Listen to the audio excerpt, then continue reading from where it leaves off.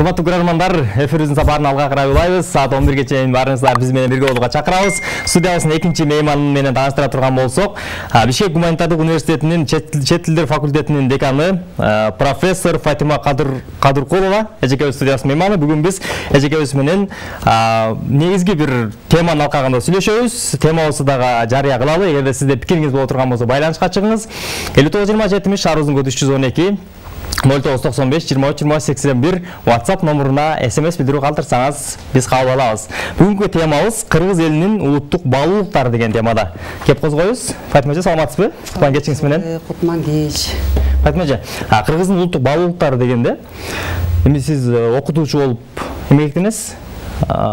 Студенттер, окуучулар эмнени элестетет? Эми студенттер, окуучулар менен иштеп атабыз. Жаштардын көз карашы башкача болот. Кыргыз улуттук баалуулуктарга негизи көп нерсе керет. Биздин кыргыз эли баалуулуктарга бай элбиз. Ошол эле салт санабыз менен макал лакаптар, төкмө акындарыбыз бар, манасчыларыбыз бар, эстеликтер бар, тарыхчылар бар. Шылса, айтса сөз жетпес баалуулуктарыбыз бар. Аны менен сыймыктансак болот. Анан азыркы жаштардын көз карашы кичине башкараак го деп ойлойм. Мисалы, ал эмнеге байланыштуу? Азыр биз өнүгүү өсүү болуп атат. Инновациялык технологиялар, санарип, интернет доорунда жашап атабыз. Ошонун баары чоң таасирин берет экен өзүнүн. Анан ушундай кезде мен ойлойм, Кыргыздын көп баалуулуктары унутта калып атат, көңүл бурулбай калып атат. Анан ошондуктан ушундайга көбүрөөк көңүл бурсак, анан ошо азыркы жаштар сотка телефон менен эле карап отурушпайбы? Анан ошакты көрүп, ушу кичинекей тили чыга элек бала деле кыргыздын баласы орусча сүйлөп чыгып атат, англисче сүйлөп чыгып атат. Бир жагынан жакшы десең, бир жагынан терс жактар да бар. Анан ошол эле Американ мультфильмдерин көрүп алып, ошолорду туурап атышат, аларды үлгү катары көрүп атышат. Анан ошон үчүн кичине ушундай жактарга да көңүл буруп, мен ойлойм да, биздин жаштар аябай кыйын, таланттуу. Анан ошо Американы туурабай, Кыргыздын улуттук баалуулуктарын мындай ченеп, өзүнүн деңгээлине жараша, кичинекей балдарга болобу, өспүрүм жаштарга болобу, студент мындай чоңураактарга болобу ылайыктап мындай анимациялык тасмаларды чыгарса деп ойлойм да. Атайын программа. Программа кыскача мындай салттуу, жакшынакай музыкалар менен коштоп, мындай кызыктуу кылып, ар ким деңгээлине, жашына жараша. Ошентип атып, алар кызыгып баары бир көрөт. Баарын подряд эле көрүп атышпай, тандабай, ылгабай эле.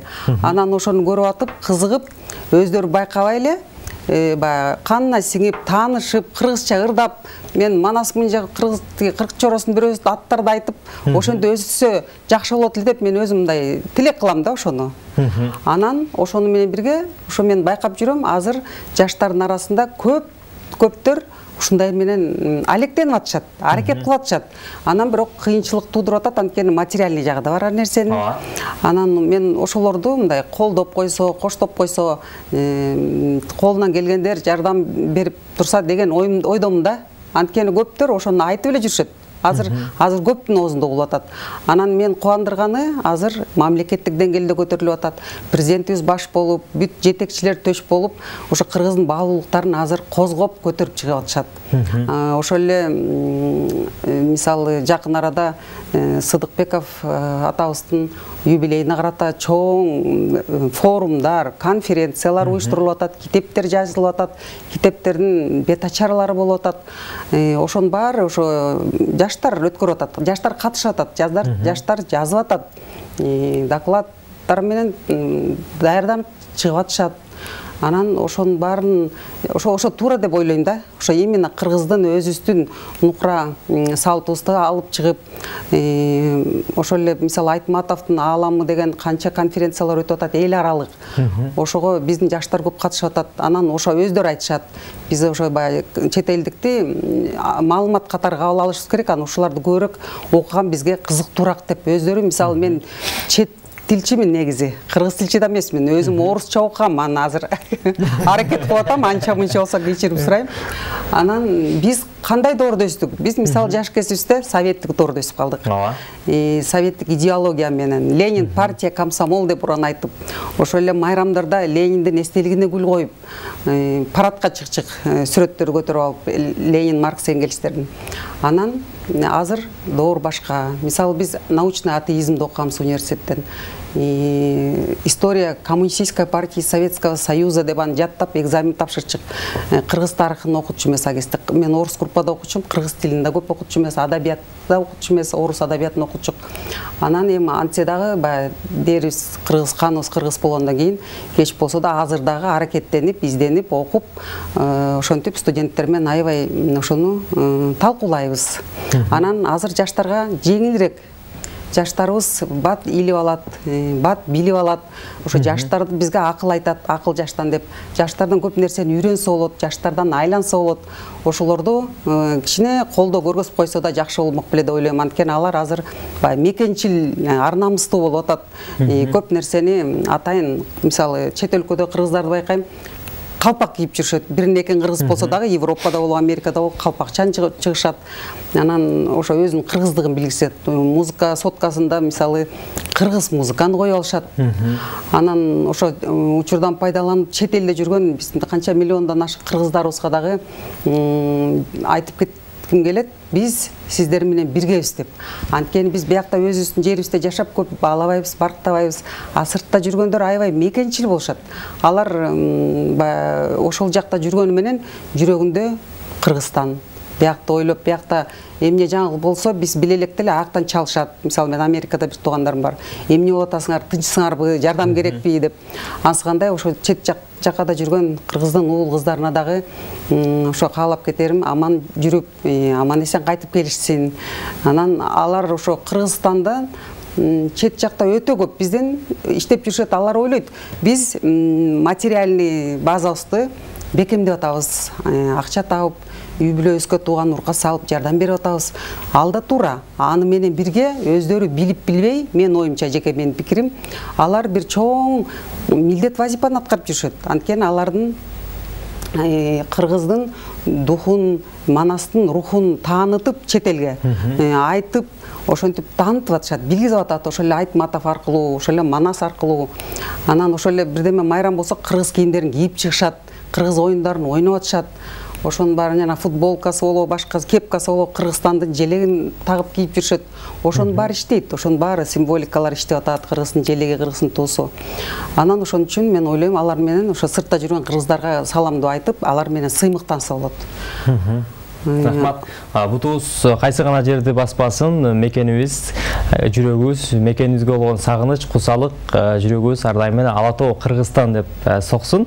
Азыркы учурда бизди Россиядан, Москва шаарынан, андан сырткары онлайн ОТВден, Чикагодон көрүп жаткан дагы мекендештерибиз бар. Өзбекстандын Фергада, Анжан, Наманган областтарынан, Тажикстандын Мургап районунан көрүп жаткан кыргыз боордошторубузга Бишкектен кечки салам дейли дагы. Маегибиз уланталы. Фатима эже, айтсаңыз, улуттук кийимдердеги оймолордун маани маңызы тууралуу сурагым келип турат. Мен ал жөнүндө профессионалдар көп, ал менен алектенгендер көп. Ошон үчүн мен бул туура эмес деп категорично айтпай эле коеюн. Мен өзүм билишимче, мындай өзүмдүн жеке пикиримди эле айтып кетейин. Мисалы, ал жөнүндө да өтө сөз көп, ал жөнүндө да жазылгандар көп. Азыр изилдеп жүргөн кимдин ар кандай пикир бар. Анан ал туура, арга жакта ар кандай пикир болот. Анан аны изилдеп жүргөн тарыхчы, этнографтар бар, сүрөтчү, чеберлер бар. Ошол эле сүрөтчүлөрдүн атап кетсе, мисалы Шейшенбек Момолдоровтугу, анан Асаналиев, Майрамкул деген жигит бар. Ошолор кыргыз улуттук оймолорду жөн эле тартып койбостон, алар ошонун маани маңызын изилдеп, чечмелеп берип, анан аябай терең философияны камтыганын билдирет. Мен ошондой мырзалар менен сыймыктанам. Андайлар бар. Анан алар дагы колдоо коштоого муктаж десем болот да. Анткени аларды угуп отурсаң, идеялар көп кызыктуу нерсени айтат. Алардан көп нерсени биздин жаштарга үйрөтсө болот. Анан ошо мисалы ошол эле мисалы кыргыз калпактарын айтайлы. Анын илгери кандай нукура кыргыз ак кийизден жасашчу эле. Анда жашына ылайыктап мисалы кичинекей балага жаш өңдөн түстөн кынап койчу эле. Кичине чоңоюп бир 12-13төн ашканда кызыл кылып анын өзүнүн ар бир нерсенин себептери түсү менен ылайыктап анан андан чоңойгон мисалы жетилип үйлөнгөн жигит ак кара аралаштырып кынаптап берчү эле баягы үй бүлөнүн ээси болдуң, балалуу чакалуу, көп балалуу бол деген ниет менен. Андан улуу эр азаматтарыбыз болсо, аларга дагы алар баары өздөрүнүн калпагын эндери өздөрүнүн уруусуна жараша болгон. Анан кийин ошону мисалы аппак калпакты айылынын же уруусунун башкаруучусуна бийге кийгизчи атайын ырымдашып чоң аксакалдуу аталар батасын берип, умай инилер тилегин айтып, анан азыркы заманда биз азыркы учурда калпактын кичине баркы кетип калган сыйт.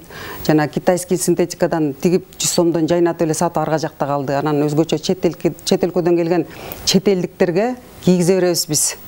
Ошода кичине туура эмес, алар баалашпайт да, итке да кийгизип салышты, интернетте жүрөт.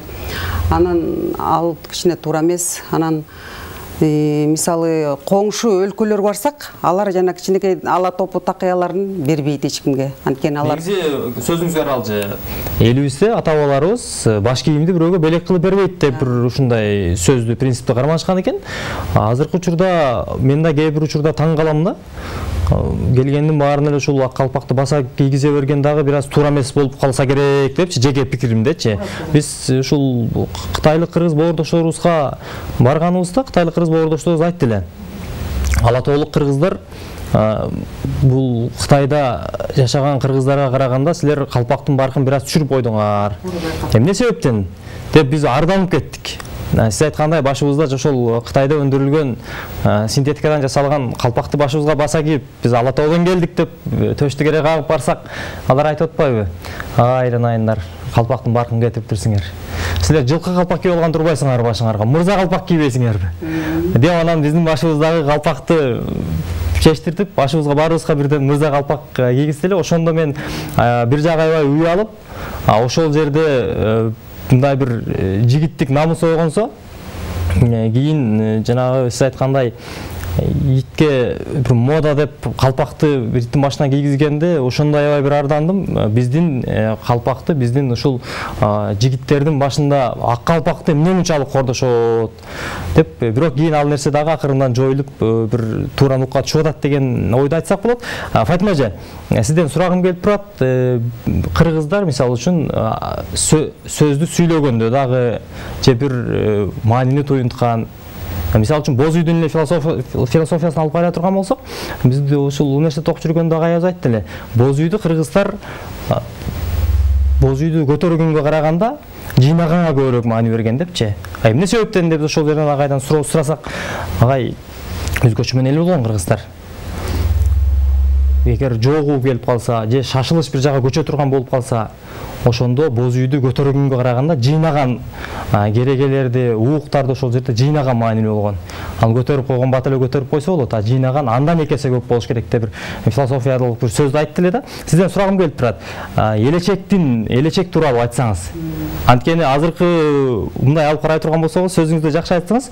Калпак кийген кишини көргөндө азыр бир мындай айылдан кой кайтарып келип шаарга дашып келип калган кишидей бир көз карашта карашат көпчүлүгүчү. Мен элечекти дагы ойлойм да, элечекти дагы бир модага айлантып, азыркы замандын талабына ылайыкташтырып бир жайылсак кандай болот деген ойду сурагым келип турат да. Туура суроо бердиң. Анан кыргыздын улуттук баалуулуктарга биринчи ошо кыргыздын улуттук кийимдери кирет. Анан эркектерибиз калпак кийсе, аял заты белдемчи, чыптама, анан кыздар топу, такыя, уже турмушка шөкүлө мисалы, анан турмушка чыккандан кийин элечек тагып баштайт. Анан келинге азыраак ороом, улуу апаларга, умайнилерге аларга орому көбүрөөк, мисалы 15-20 метрден 30-40 метрге чейин апалар тагынчы. Анан элечек тагынгандында өзүнүн касиети бар, өзүнүн милдети бар. Мисалы элечек тагынган аял, мен ойлойм, өзүнүн биринчиден осанкасына дагы жакшы түз алып жүрөт, анан сөздү дагы ылгап сүйлөш керек деп ойлойм да.